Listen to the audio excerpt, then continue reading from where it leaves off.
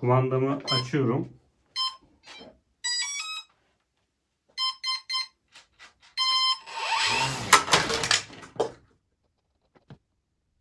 Evet, ilk kazamızı yaptık galiba.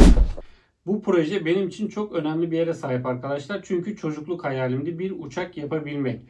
Aslında çok zor bir şey değilmiş ama bugüne nasip oldu. Özellikle Crackle sayesinde uçağı yapabilmek çok basit oldu. Robo 90 sayesinde de uçağı uçurabilmek çok basit oldu.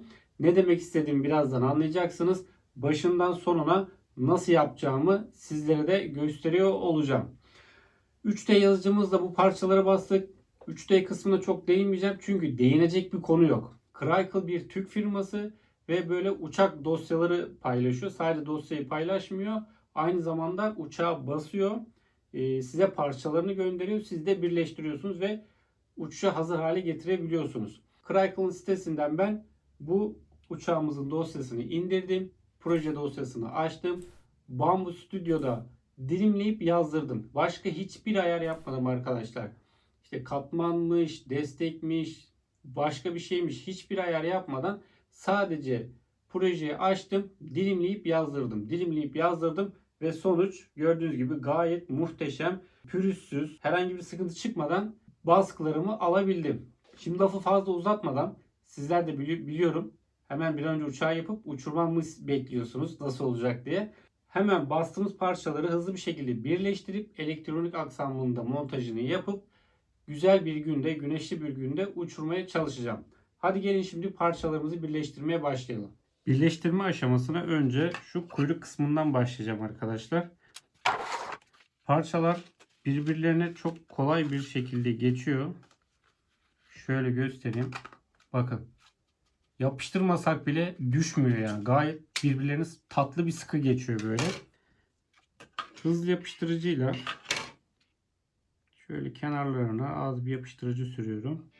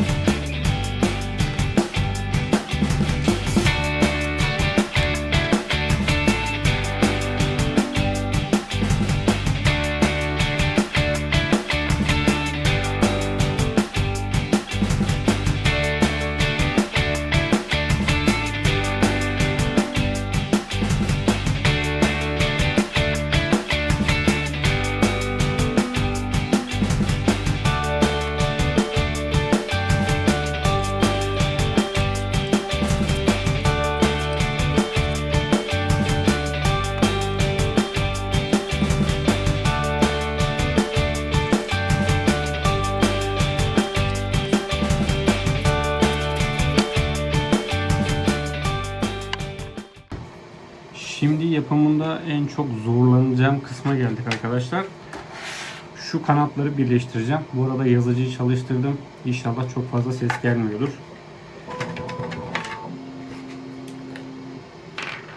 Hızlı bir şekilde bunları birleştirmeye başlıyorum.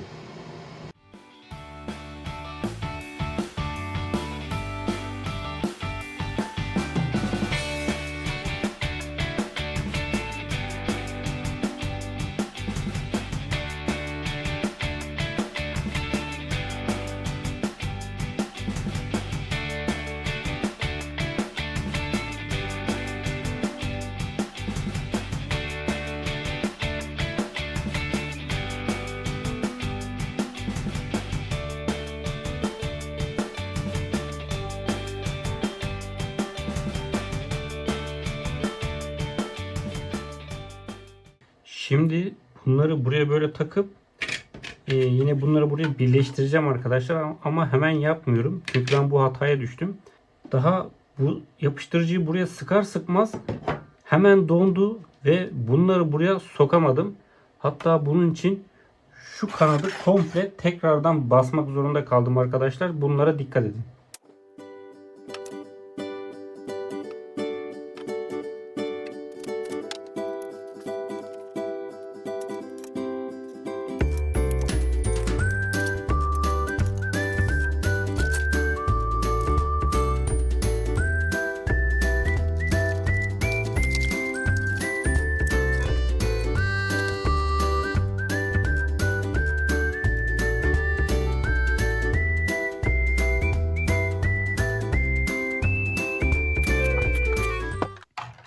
Normalde bu servoların arkadaşlar tam 90 derece açıda olması gerekiyor.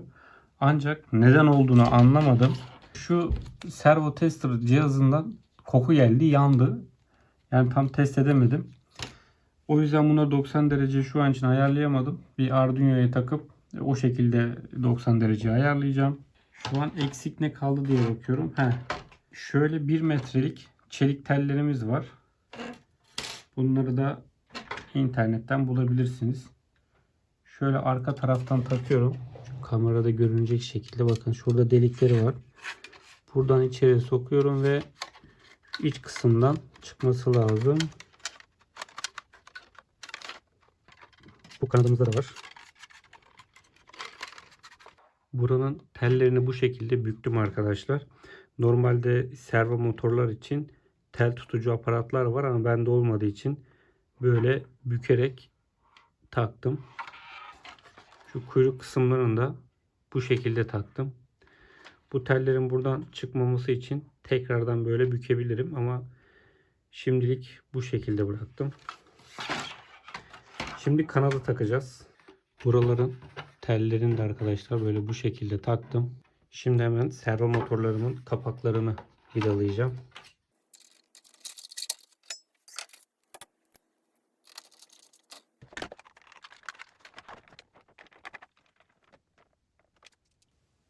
Şu elektronik kısımları toplayacağız. Bunu toplamadan önce bir konuyu açıklığa kavuşturmak istiyorum arkadaşlar. Normalde bu tür araçlarda lipopil kullanılıyor arkadaşlar. Ancak ben şöyle kendim yaptığım 18650 pillerle oluşturduğum bir batarya kullanacağım. 3S'lik bir batarya. Neden diye soracak olursanız çünkü size fakirim. Arkadaşlar lipopilin şöyle fiyatlarına baktım. 2000 lira civarında. Kapasitesine göre tabi değişiyor. O yüzden alamadım. Şu pille şimdilik birkaç testim yaparım. Pek uçurmayı düşünmüyorum. Çünkü tam gaz verdiğimde motorumuzun hızı düşüyor arkadaşlar. Pek güvenemiyorum. Biriniz çıkar lipopil hediye edeyim kardeşim al bu da benden olsun derse kabul ederiz. Niye etmeyelim? Bu konuyu da söyledikten sonra şimdi montaja geçelim.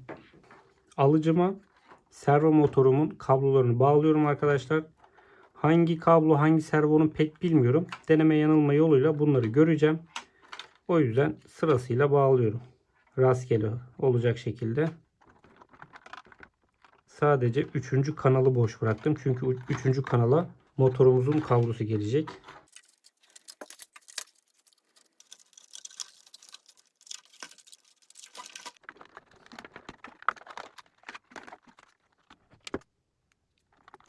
Ne kadar da güvenli bir pil yapmışım değil mi? Görüyorsunuz. Evet, bunu buraya sığdırabilecek miyim diye düşünürken galiba sığacak gibi.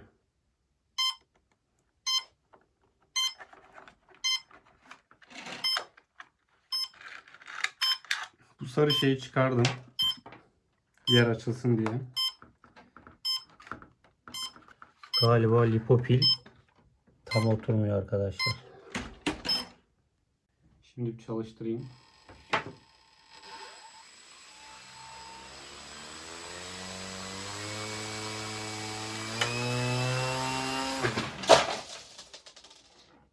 Çok güzel arkadaşlar. Şöyle kanatların nasıl çalıştığını bir göstereyim.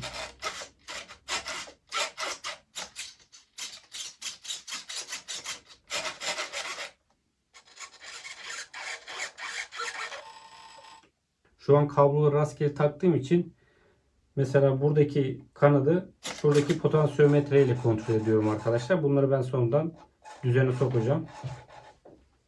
Şurada zaten gaz kolumuz. Kaldırdığımızda dengede gibi.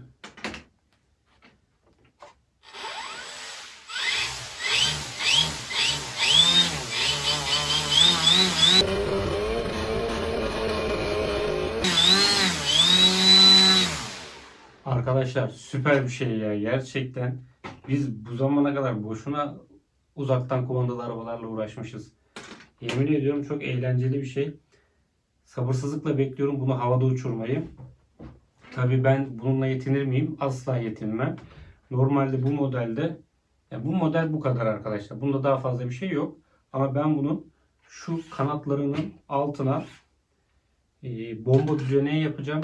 Ve yine kumandadan bu bombaları serbest bırakabileceğiz. Böyle teker teker işte havada süzülürken teker teker o bombaları atabiliyor olacağız. Onun çalışmalarına başladım.